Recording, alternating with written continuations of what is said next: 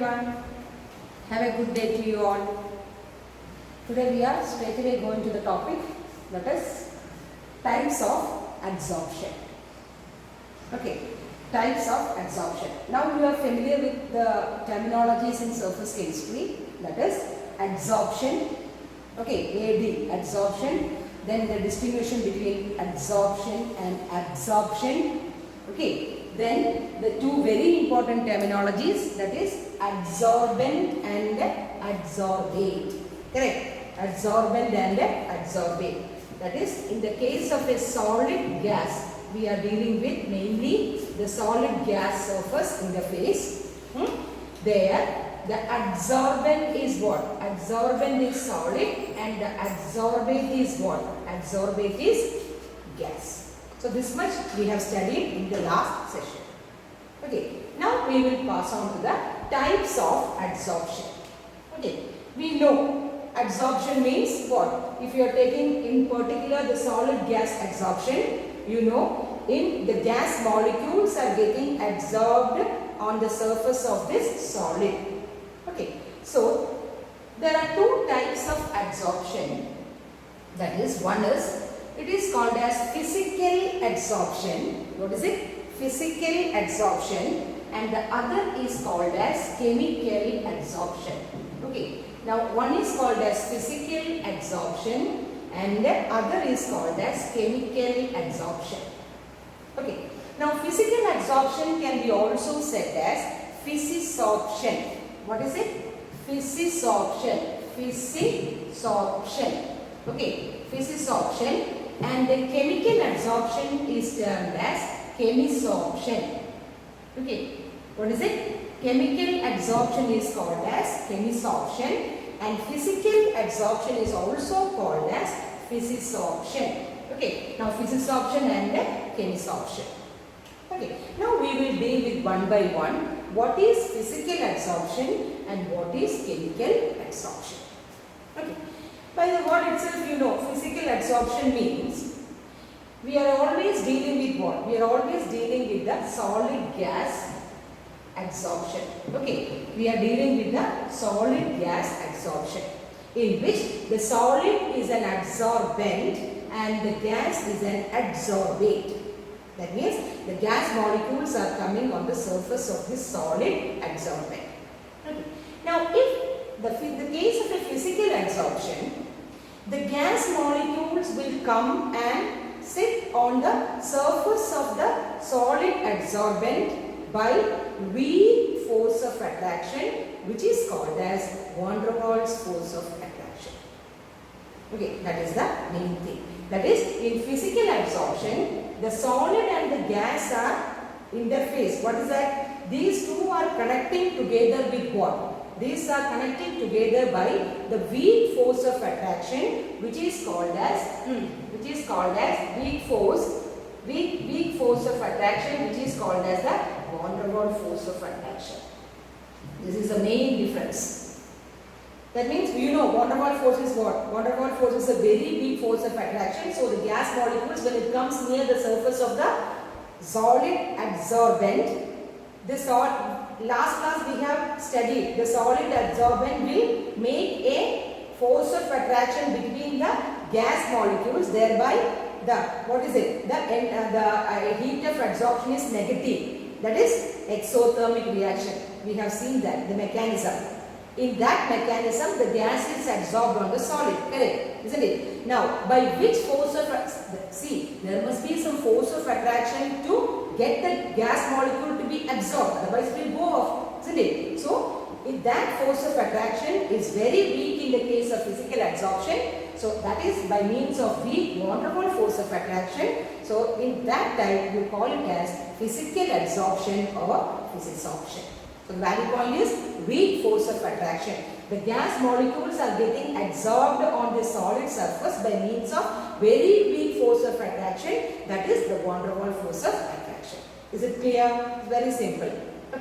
Now coming to what about chemisorption or chemical adsorption? Chemical adsorption means the gas molecules are again adsorbing on the solid substance or the adsorbent, but Here there is a true chemical bond between the gas molecule and the solid surface or the solid molecules. That is a valid point. That is, here there is a true bond. That is, very specifically I can write true chemical bond. That is a valid point. Here there is only a weak force of attraction or van der Waals force of attraction, whereas in this chemisorption, this gas molecule, you know, this is a solid substance, this is adsorbent, and the gas molecules are absorbed on the surface of the adsorbent. Is it? The adsorbate, this is adsorbate and adsorbate, and this is the adsorbent, isn't it? Adsorbent. So this adsorbate is coming and sitting in the surface of the adsorbent, isn't it? So in physisorption, how it comes? It is due to the weak van der Waals force of attraction. But in chemisorption, this gas is connecting with this solid by means of true chemical bond. That is very, very important. This is the basic difference between the physisorption as well as the chemisorption. Okay, now while we are talking about chemical bond, now you may be thinking that what kind of bond it is having.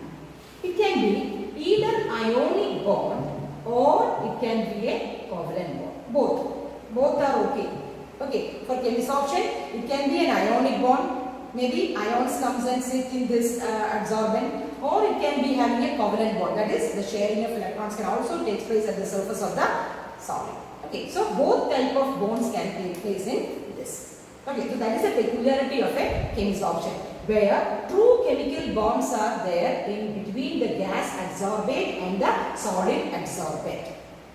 Okay, now one more important thing in chemisorption is that it needs a higher amount of energy. You know, while breaking up of bond and making up of new bond, there must be energy, isn't it? So, since a high amount of energy is required for the bond formation, isn't it? Because it has to get connected with the true chemical bond. Okay, so the higher amount of energy is required for that purpose. So that is called, or chemisorption is also called as what? Activated adsorption. What is it? Activated adsorption. Okay, please be very particular while writing this adsorption and absorption. Okay, maybe you will be having some difficulty. Sometimes this absorption will be adsorption, so be very careful in that. Okay. Okay, so since a high amount of energy is required for this chemical bonding, okay, the bond formation, then it is also called as activated adsorption. Okay, so chemisorption, there are one more name for that. It is called as activated adsorption. Correct? Okay. So this is how you differentiate between a physical adsorption or physisorption and a chemical adsorption or a chemisorption. But in some cases, you cannot distinguish whether physisorption takes place or chemisorption takes place. In some cases, okay, because why I said so is, in some cases what happens is, see, at lower temperature or at the beginning of that reaction, physisorption takes place. Okay, now if you continue the temperature or if you raise the temperature to a higher temperature, the same reactant will undergo chemisorption. You got it? I will tell you an example. For example, see, for example, you know, in this solid substance or solid adsorbent, that is for example transition element, transition metal like nickel, the hydrogen gas is adsorbed. See, hydrogen gas, that is H2 gas, in the gaseous phase, it is getting absorbed on the surface of this nickel or this transition metal, that is nickel. Now, what is the bond between this, or how it is getting, this hydrogen is getting attracted to this solid substance? By means of weak van der Waals force of attraction, isn't it? So we can say this is an example of a physisorption. Am I right? This is an example of a physisorption. Correct? But at the same time, what happens is, in the same reaction, listen, in the same reaction, this is taking place at low temperature. Normally, the physisorption takes place at a a low temperature. Okay, physisorption takes place at a low temperature. Okay, so when the temperature is increased, what happens, you know, this hydrogen gas absorbed, what happens? It makes true chemical bonds in this nickel solid or the adsorbent. How? That is, this hydrogen gas gets what? Dissociate. See, the hydrogen gas gets dissociated to form the atomic hydrogen. See, this H2 gets dissociated to form 2H. And now what happens? The atomic hydrogen gets chemically bonded to this adsorbent. Listen. First, this hydrogen gas is just adsorbed on the surface, which we call it as physical adsorption. Correct? Now what happens? When the temperature is increased, or if you raise the temperature, what happens? This hydrogen gas gets dissociated to form this atomic hydrogen, and this atomic hydrogen gets chemically bonded with this what? The free valencies which is happening on this transition elements. If you have a doubt whether I took this transition elements as an adsorbent, that is because of the reason that this has to get chemically bonded, right? It is a mechanism, but still it has to be chemically bonded. So where it gets chemically bonded, there must be free valencies. And you know, transition metals has got free valencies due to the unpaired electrons in the d orbitals. Okay, unpaired electrons in the d orbitals. Okay, that we will see in the coordination chemistry more about that.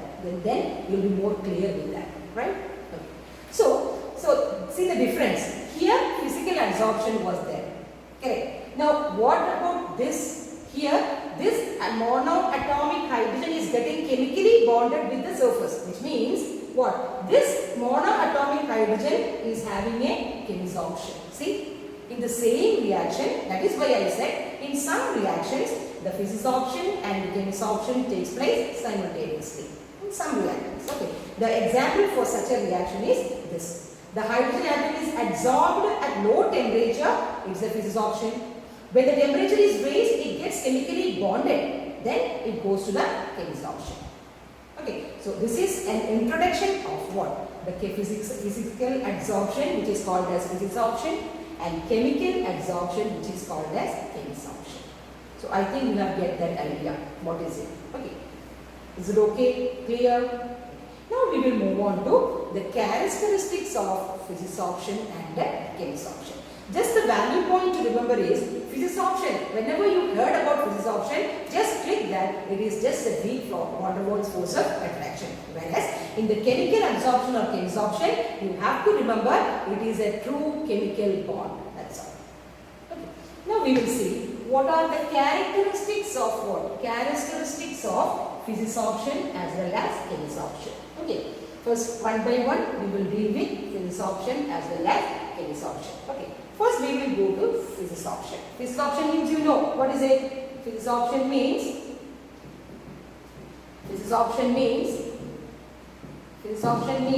physical adsorption. Okay. Now, we can compare it. Okay. By the characteristics, we can compare. This is chemisorption. Okay. So, we can compare the characteristics between physisorption and chemisorption. This also is very easy. Okay. First, we will deal with the specificity. Okay, specificity. What do you mean by specificity? That means whether this adsorption is specific in nature. What do you mean specific in nature? That means, you know, adsorption is between what? You are considering a solid gas adsorption. Only solid gas adsorption. Okay. Now in that case, we have to see whether this adsorbent, the adsorbent is specific to certain gases. You are getting the point? That means the adsorbent, which means this adsorbent will only absorb certain type of gases, or not all gases will be absorbed by the adsorbent. That is meant by specificity, because it is specific to something. Okay, so you got it. Okay, now by telling the specificity of physisorption, the physisorption is not at all specific in nature. Why? You know, Because in physisorption, what is happening? Only the adsorption takes place by the weak van der Waals force of attraction. So, even if it is any gas or irrelevant to any gas comes in contact with this adsorbent, it will adsorb by means of what? The weak van der Waals force of attraction, which is universal, isn't it? Anything which we can say, see, anything which is getting adsorbed is, we can say it is van der Waals force. We have studied in 11, isn't it? So, since it is universal in nature, the van der Waals, the weak force, this is lacks specificity. Okay, so what is the first point? Specificity means it lacks specificity because any gas can come and adsorb on the adsorbent. The adsorbent has got no choice. Any gas it will say, okay, come and sit in my surface. That's okay with me. Okay, so that is specificity. Got it? So it lacks specificity. Any gas can come and adsorb. But you know, in the case of chemisorption, what about the specificity? Chemisorption, yeah, it is very specific. Isn't it? Why you say it is very specific? Because, why? Because only if chemical bond happens, see, only in those gases where there is a possibility of chemical bond happening, whether it is ionic or covalent, that is okay. But there must be a possibility of what? Possibility of making the bond with the adsorbent. Then only what? The gas must get adsorbed. So it is specific in nature. That is, the adsorbent is specific to certain gases. Then only it will get adsorbed. Now what is the condition? Which means that the adsorbed gas must be able to make chemical bond with the adsorbent. That is the first point. So you got the first point, that is according to the specificity. That means it lacks specificity. You know how you account for it. Say in exams, one mark question, it will ask you how it lacks specificity. The physisorption lacks specificity. Account for it. Yes, they can ask anything. Okay, so you can account it. So that is the first case. Now coming to the second case, see, this is very important. Nature of adsorbate. Okay, what do you mean by adsorbate? What is adsorbate? The gas, isn't it? The gas which is adsorbed on the metallic surface or solid surface is called as adsorbate. See, nature of adsorbate means the gas is getting adsorbed on the solid surface, right? That is the adsorption thing. Now, how will you account for the nature of gas? Or what should be the speciality of the gas which is coming and adsorbed on this surface of solid? Yes. In physisorption, this nature of adsorbate, it depends on the nature of adsorbate. So, the nature of adsorbate, it depends on the nature of the gas which is coming and sitting on the surface of the adsorbent or on the solid surface. Okay, now what is the condition or what is the criteria of such gases? It's very, very important point. That is, 3 years back it is asked in the CBSE board exam that the gases having, listen very carefully, the gases having high critical temperature. You studied in 11th standard in periodic properties or in gaseous systems you have studied the critical temperature of carbon dioxide, if I am not wrong. Yes, isn't it? Carbon dioxide as 31.1 degrees Celsius. Okay, so the gases having high critical temperature will adsorb more or easily, which means, in other words, I can say easily liquefiable gases. Listen, easily liquefiable gases, which means the gases which is able to liquefy easily. Correct? So, easily liquefiable gases will prefer physical adsorption. What is it? Easily liquefiable gases will prefer physical adsorption or physisorption. Now, what do you mean easily liquefiable gas? In other words, I can say gases having high critical temperature are easily liquefiable. Not the point. What is it? Gases which are highly liquefiable, easily liquefiable means they have high critical temperature Tc. If you are remembering Tc, Tv, etc. Critical volume, critical pressure, critical temperature. Okay. Yes. So gases having high critical temperature will easily liquefy, and easily liquefiable gases will prefer physisorption. Account for that. That was a question. Okay. The question was why physisorption, highly liquefiable gases are preferred in physisorption. What was the answer? Or what is the answer for that? Why? Because, see, in physisorption, who is responsible for that? Definitely van der Waals force of attraction, isn't it? So the point is, the value point is, since the van der Waals force of attraction is stable, that's the value point. Van der Waals force of attraction is stable at high critical temperature. That is why physisorption is preferred for easily liquefiable gases. I hope you understood that concept. See, highly liquefiable gases means what? Highly liquefiable gases means the gases having higher critical temperature. For example, see, I will give an example. There are three gases A, B and C. Okay. Now the critical temperature of Tc is, say, example, 100, then 200 and 600. Say, hypothetically. Now, in this scenario, tell me which is more easily liquefiable gas, or in this case, which is having physical absorption easier?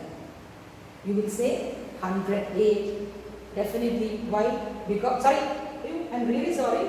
You will say C. Why? The critical temperature is maximum for C. So it is easily liquefiable, and indirectly we are saying easily liquefiable gases prefers what? Physical absorption. Hope the point is clear for you, right? Now, second, in the case of chemisorption, the nature of adsorbate, here also it depends. Okay, here also it depends on the gas. But that point we have already mentioned in specificity. What? That is, only if there is a possibility for making the bond, the true chemical bond, then chemisorption takes place. The same accountability is true here also. Correct. There is no special. There is no special this thing. Only it depends. But why? Because the true chemical bond should happen. That's all. Whatever the case. Okay. That is about the nature of adsorbate. Now you are clear about the critical temperature and the easily liquefiable gases? Now, the third point is, shall I write this? The third point is, physical absorption are reversible in nature. Very important point. The third point is reversible. Okay, physical absorption is reversible in nature. What do you mean reversible? That also, everything you have studied. For example, if in this case you are taking solid plus gas, isn't it? Solid is the absorbent and gas is the absorbate. Okay, how will you write the interface? You will write the interface as solid hyphen gas or solid slash gas. In the first class we have talked about that, right? Now, reversibility means, what is it? I will give this notation, isn't it? Plus heat, because why I put heat? You know, absorption is an exothermic process. Okay. Now, why we said it is reversible in nature means, when the pressure is increased, see, you have a solid substance, okay, and for example, hydrogen gas is absorbed in the surface. Okay. Now, what happens when the pressure is increased? When the pressure is increased, automatically the volume is decreased, isn't it? Then apply the de Chatelier's principle. What happens? If the pressure is increased, the volume is decreased. Then what will happen? The reverse thing happens, isn't it? That means the solid liquid interface will break and it will have the corresponding solid and the gas. So that is why we say the physisorption is reversible in nature. That is according to de Chatelier's principle. Okay. So, or you can say, if the temperature is increased, see what happens? If the temperature is increased, the temperature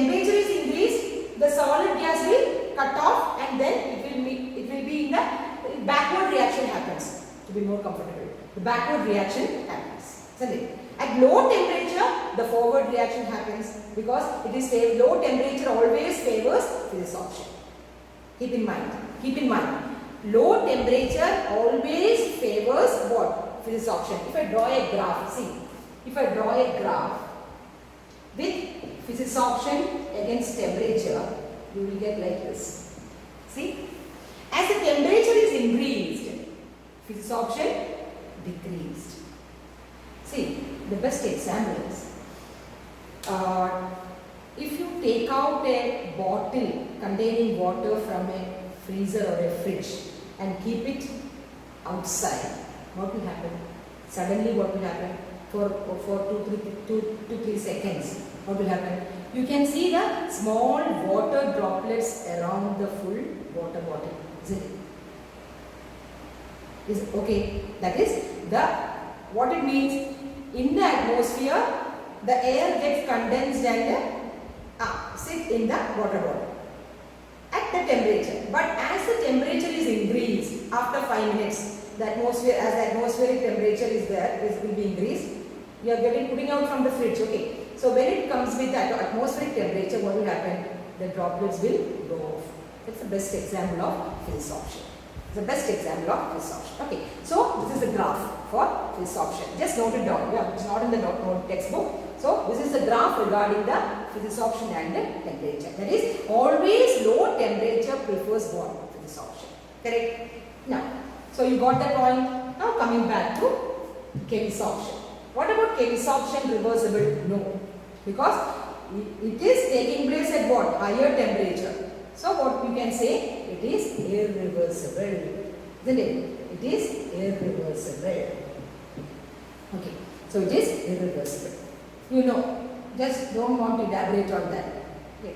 This means higher temperature. I will write the value point, high temperature. Okay. See, this also I can draw a graph. That is, what do you mean by high temperature that chemisorption needs? Why chemisorption needs high temperature?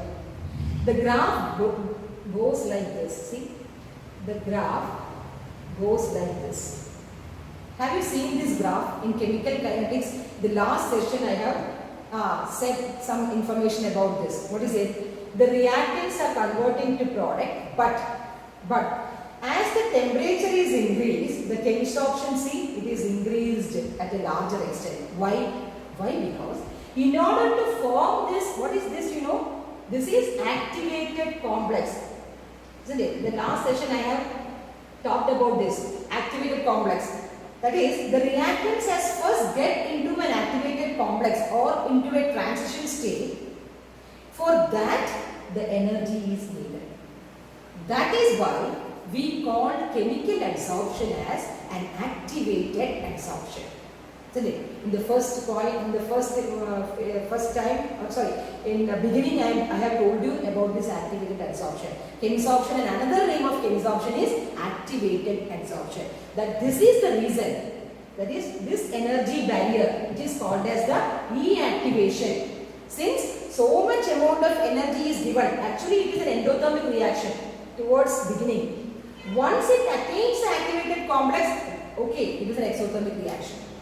The adsorption takes place, but initially what happens, at higher temperature, a large amount of energy is required to form this activated complex. That is why we say energy of activation is very much high. Second point, sorry, we can write it as fourth point. The energy of activation is high for chemisorption. For example, 80 to 140 kilojoule per mole. Next point. We are coming to the next point. That is, energy of activation is very high. It requires a large amount of energy to form the activated complex. That is why we say E activation is very high for chemisorption, whereas you know what's the fourth point? The energy of activation is very, very low, or it is 20 kilojoule, but practically speaking it is nil. Why? Because it is easily, at higher temperature, it is easily reversible in nature. Okay, so you got the point? Yes. So this is the fourth point.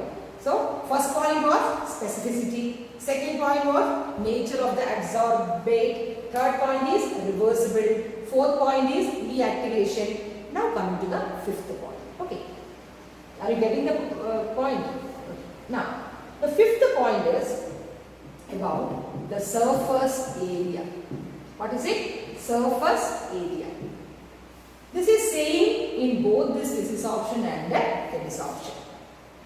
How this adsorption is related to the surface area? We know. More the surface area, more the adsorption. That's all. Isn't it? So, the surface area is what? Proportional to adsorption, or more the surface area, greater is the extent of adsorption. That's all. That is same in both physisorption as well as chemisorption. You got it? It's a very simple point. That is, depending on the surface area, the extent of adsorption is more or less. If more is the surface, that is why, see, that is why we say finely divided metals. We have talked about that. Finely divided metal means what? The surface area for this finely divided metal is very, very large. Or metals contains pores in it. That also surface area is large. Okay. So in these two cases, surface area is large. So the adsorption takes place more in these cases. That is why an example we have taken as finely divided nickel. We will say the finely divided nickel is used as a catalyst. Okay. So that is the reason for that. That is the fifth point. Okay. And the last point is, you talked about the enthalpy. Okay. Last point is, physisorption is always multi-layered. What is multi-layered? What is multi-layered? You see, you know, physisorption takes place through van der Waals force of attraction. Okay. Now, if we have a surface like this, see, if we have a surface like this, the first layer of hydrogen molecule is adsorbed on this. You can have a second layer of molecule with the adsorptions. Okay. Or a third layer. All are having van der Waals force with this adsorbent. Weak force of attraction between the adsorbent. So, it is multi-layered in nature. That is, physisorption means multi-layered in nature. But can we have a multi-layer in chemisorption? No. Why? Why? Because a true chemical bond must be there between the adsorbate and the adsorbent. So, there is only one layer, that is unilayer is only possible for the chemisorption. Correct? Okay, so these are all the some important characteristics of physisorption as well as chemisorption. Okay, the energy of activation also we have studied, isn't it? Then multi-layer, unilayer. Okay. Now we will see a summing up of what are the characteristics of physisorption and the chemisorption. Okay. So first you can say physisorption is due to van der Waals force of attraction. Chemisorption is due to true chemical bond. Second, specificity. If you point out the specificity, physisorption is not at all specific. Chemisorption is very specific in nature. The nature of adsorbate, physisorption, it depends on nature of adsorbate, but the value point is higher the critical temperature or highly or easily liquefiable gases prefers physisorption. Here what happens? It depends on the nature of the gas, but a true chemical bond must be there. That's all. Okay. Now the third one was reversible, isn't it? So this is physisorption is reversible and chemisorption is irreversible. Then the fourth point is about the energy of activation. The physisorption, the energy of activation is very, very low, 20 kilojoule, practically nil if you say. But there is a graph for that. Then here it is very, very high, that is 80 to 120 or 140 kilojoules per mole, energy of activation. Okay. Now what about temperature? Low temperature preferred, that also you can act as a point. Okay. That also is a point. It's low temperature prefers physisorption, whereas high temperature prefers chemisorption. Or physisorption decreases with increase in temperature. That also you can say. Physisorption, see, physisorption decreases with increase in temperature. Chemisorption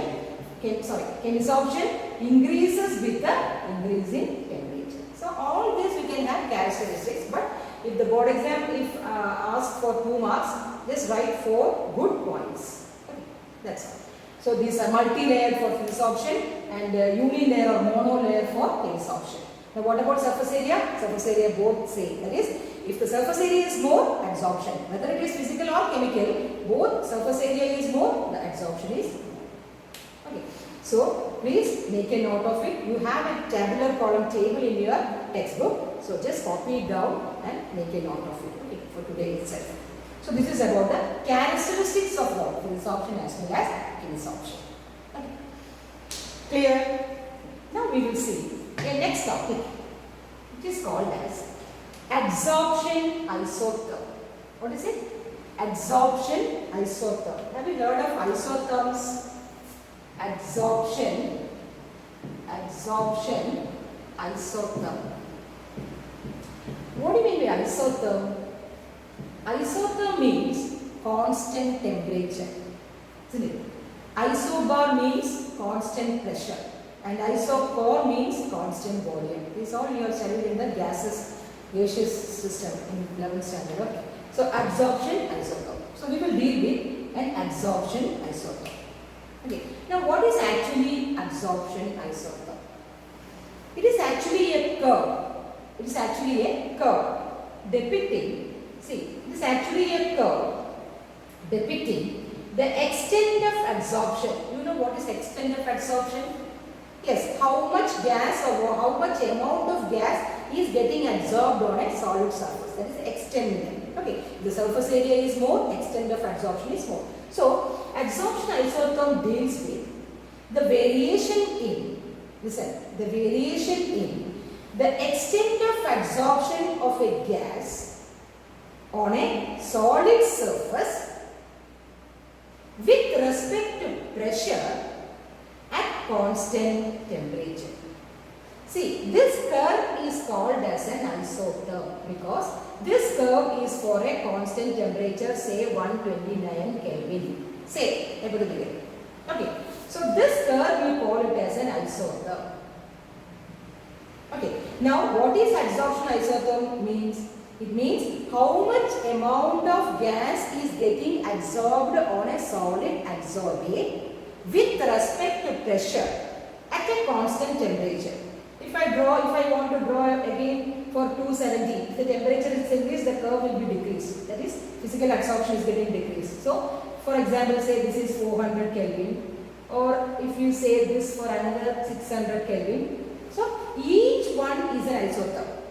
Remember, each curve is a specific isotherm or a different isotherm.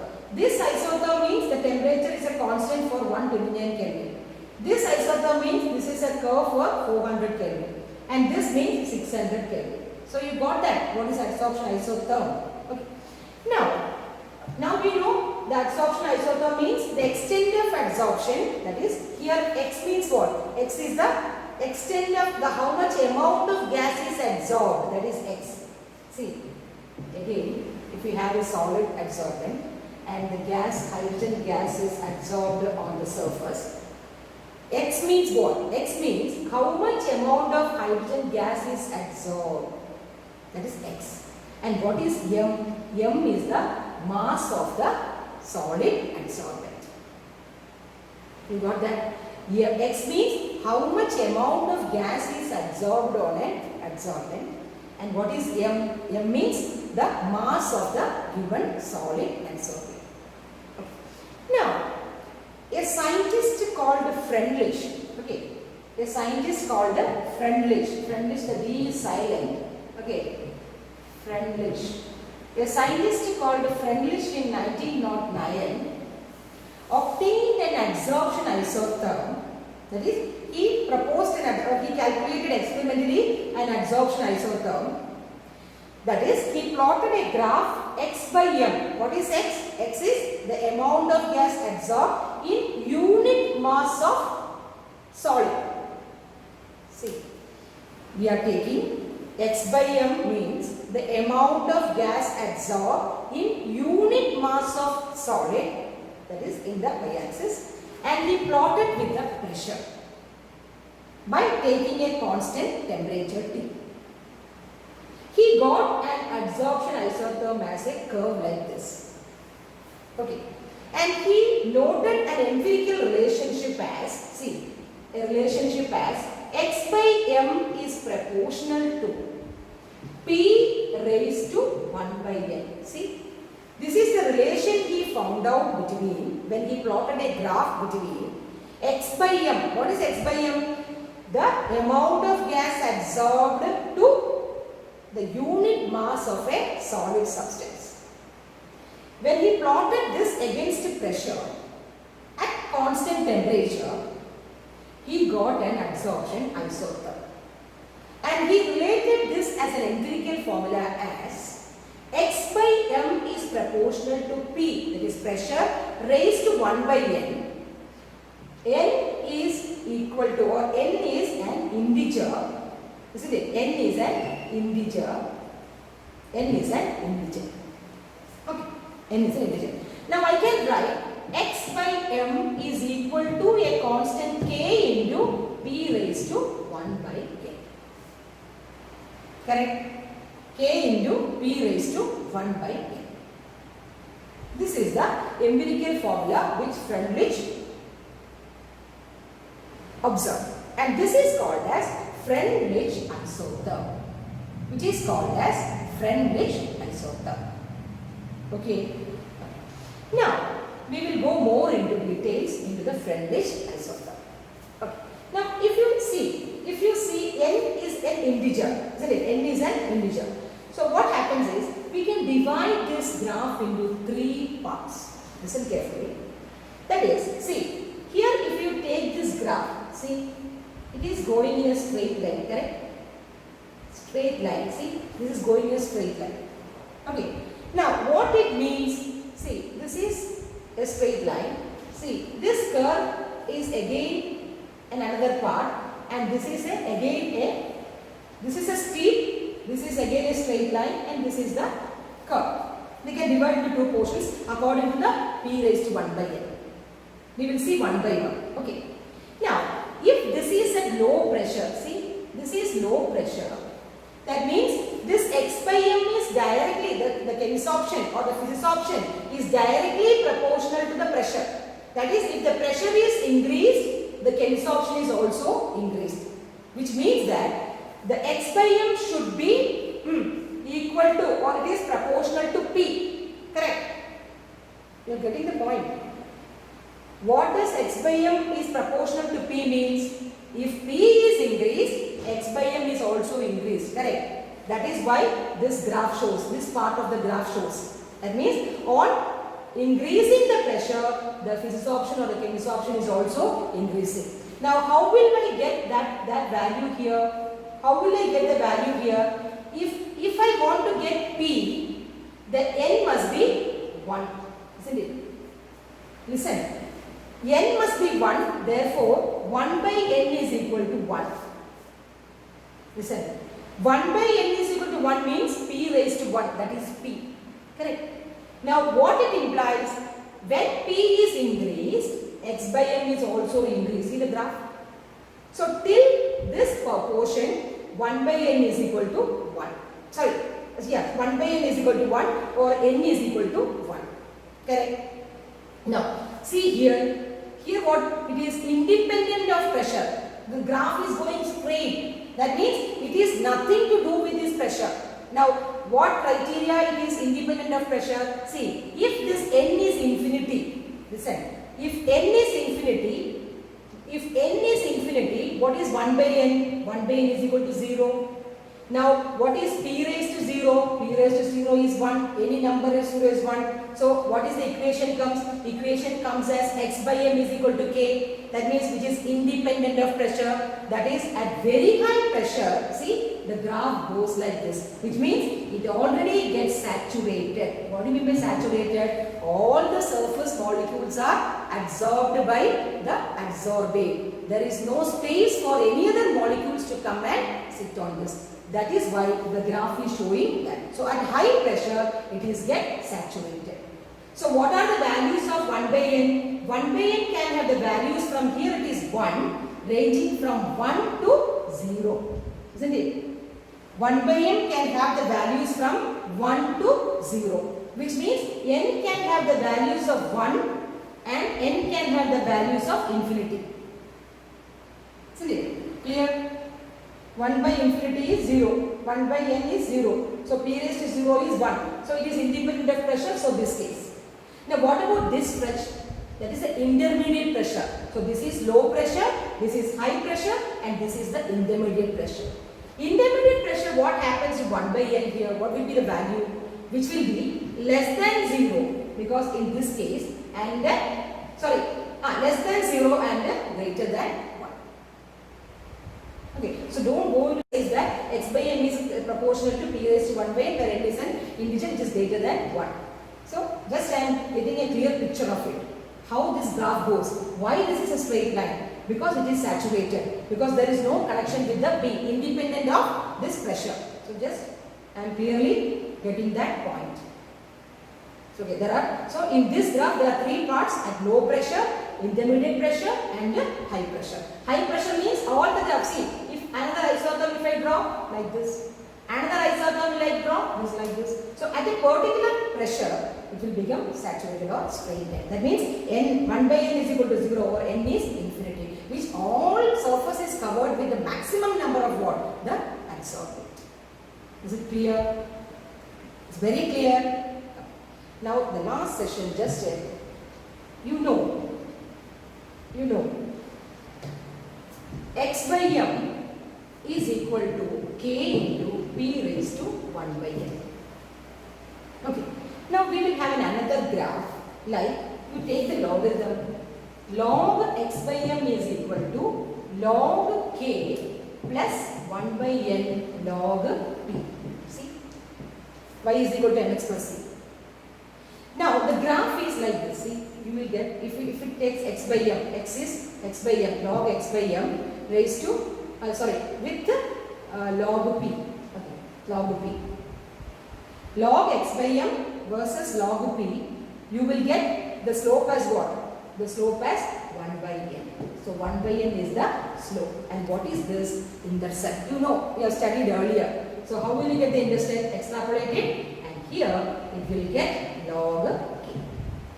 So this also you just studied.